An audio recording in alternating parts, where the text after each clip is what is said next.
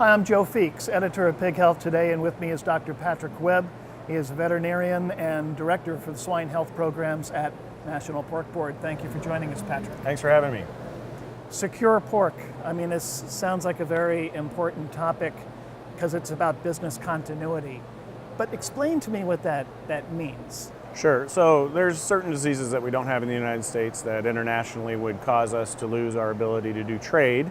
And as well, since they're regulatory diseases, would cause us not to be able to move pigs in areas where the disease is located. And so there's lots of response plans for diseases like foot and mouth disease. The federal plan's in place, the state plans are in place, industry has a role to play, and they talk about finding it, and they talk about containing it, and they talk about controlling it. And the last piece of the puzzle is, what about folks that are in those zones that need to move pigs, that don't have the disease? That's business continuity, and that's what Secure Pork Supply Plan is. It's a way for producers that are located in disease control areas that are affected by stop movements to demonstrate with their state animal health official that they're different, that they do have certain measures in place that would allow the state animal health official to evaluate them and potentially move their pigs quicker under permit during an outbreak.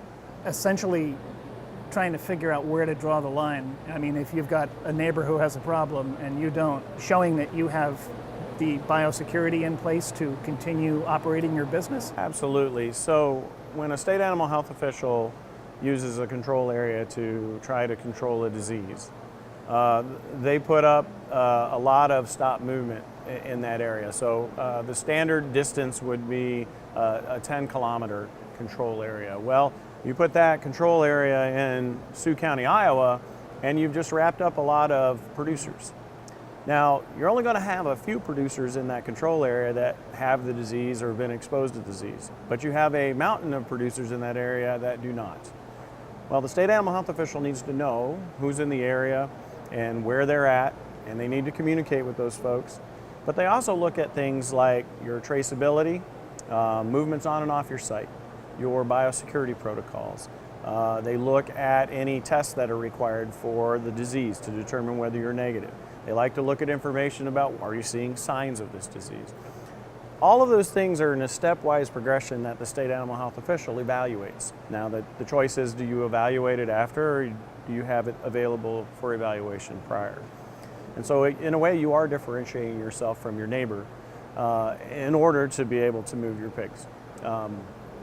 The challenge for us is that we will have a lot of producers that won't have the disease, and they're going to be stuck if they don't have a mechanism to get their movements permitted. And what exactly is that mechanism? How do you go about protecting your assets and your livelihood in these kinds of situations? So without a business continuity program, there is a way to permit movements, but there's certain things that a producer has to do. They have to demonstrate their biosecurity. Primarily, that's the most important thing. They have to demonstrate that they're negative through testing and their surveillance programs, and they have to provide those type of movements.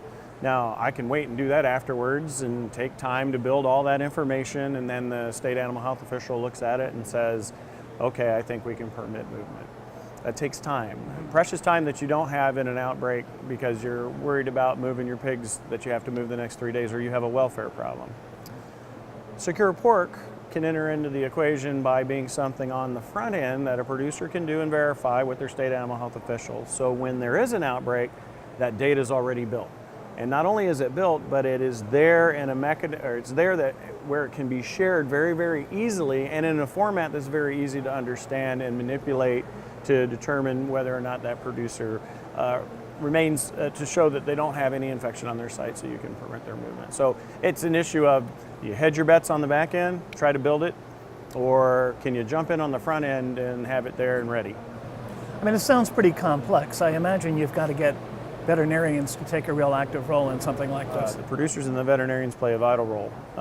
This is not a regulatory program. This is a voluntary program for producers. It is a state industry federal cooperative approach to business continuity. And so educating producers, educating veterinarians is of critical importance. It's not an easy program. You know, these are certain things that will change the way that producers do their normal business. It's making sure that they have their data in a format that can be shared electronically. It's ensuring that data is associated with the Nationally Standardized Premises Identification Number, which is a way to link all that data together electronically when the state vet's looking at it. It's having a biosecurity manager and having written plans that have been implemented and verified that they've been implemented. It's training your employees on the biosecurity specific to foreign animal disease, on the surveillance stuff that needs to occur. It's the taking of the samples, and it's connecting all of that data in a way that the state vet can easily understand it and assess. And so yes, it's complicated. We're developing a producer implementation guide to help take the complication out, build your steps into getting ready to enroll and then enrolling in the program. But it's also going to change how your data is stored and how it's shared. And those are things that producers haven't had to do prior. Producers are used to sharing information to be able to move pigs across state lines on a health paper or for some regulatory program. What this program is going to do is kind of change the way we think about, well, what information does the state vet need to see? When do they need to see it? And if it makes a difference for me to be able to move or not, permissioning that data to be shared. In summary, take-home messages for producers. What should they be doing today, right now, to protect their assets? First is awareness. Foreign animal disease pushbacks at pork.org in our pork store. That is the barn level education for producers on how to recognize foreign animal diseases and how to report. Biosecurity. We have tons and tons of biosecurity resources at pork.org. We learned a lot of lessons with PED, so producers can go and really focus on biosecurity. When secure pork supply, we begin that education process. There's more specific biosecurity components to it, and so producers will have to look at those and make sure that they're compliant. But today they could go to our website and pick up really good information on biosecurity, just general biosecurity. Premises registration. Our industry has been incredibly proactive, high level of compliance with premises registration because it's an industry, kind of an industry mandated thing through programmatic activities. But we have to use those Prem IDs for certain things to link data together. So is it in your movement records? Are you putting it on your health paper? We need it on the diagnostic laboratory submission form. We need it on the bills of lading for animals that are going to harvest. That way we can start linking all that data. If we have all of that data in electronic format, it's linked to a Prem ID. When it's provided to the state, they can search by it, they can manipulate data by Prem. So it's that central component that producers need to have. They also need to have a really stark conversation within their companies about what would happen if they couldn't move. If you have a sow farm that's used to moving pigs 3 times a week and you're in a control area and you can't move, what's your plan?